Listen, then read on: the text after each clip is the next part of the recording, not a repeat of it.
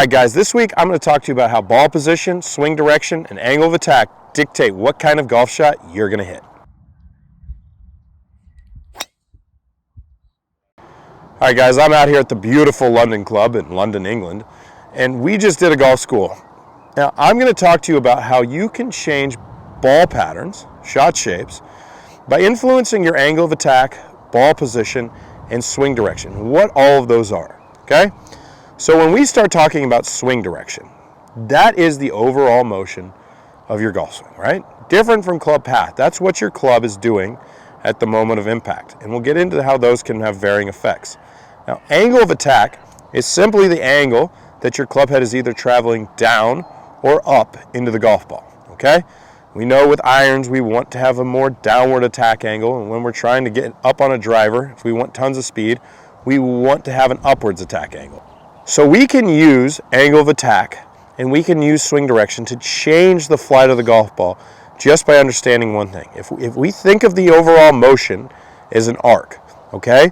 When the club is traveling down, it is going to be moving more out to the right. And when it's moving more up, it's going to be moving left. So we can change ball position.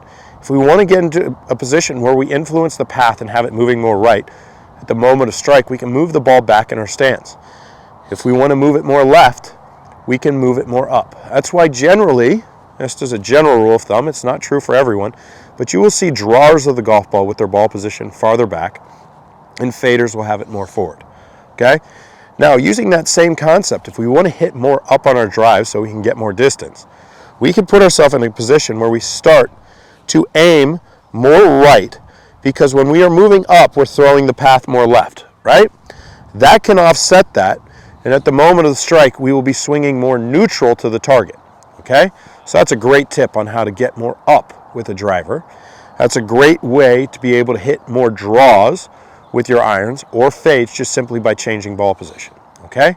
Now, if you think of it, the steeper the angle of attack, generally, the more the player is going to get a lower launch, the more they will get their hands in front. There are some conditions we'll talk about that can alter that, but the more we're getting on top of it, the more we're going to have our hands forward, okay? So by getting that angle of attack more down, we can generally see a player having a lower ball flight.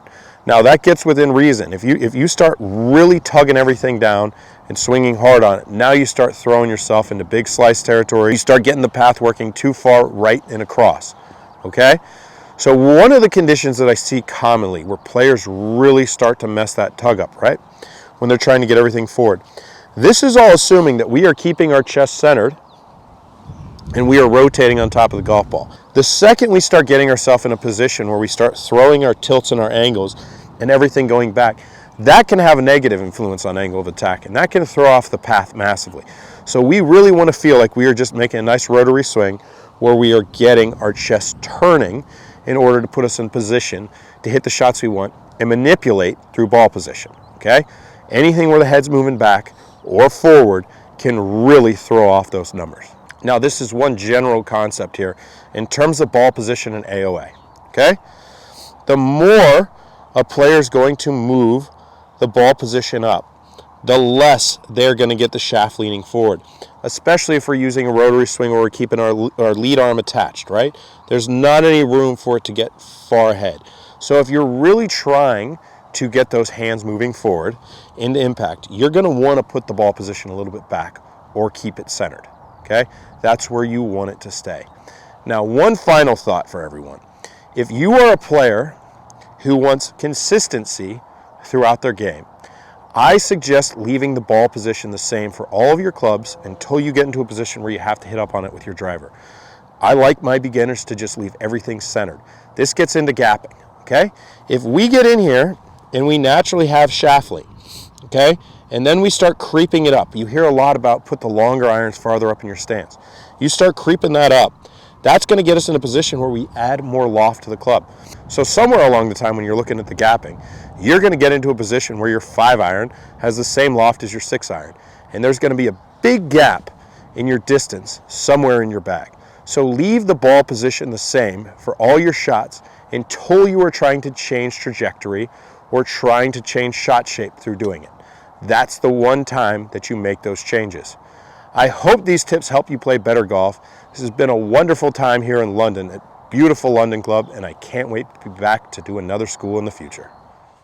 Hey guys, if you like this video, hit like and subscribe. I greatly appreciate it. I come out with new content every Sunday, Tuesday, Thursday, and Saturday. Thanks a lot, guys.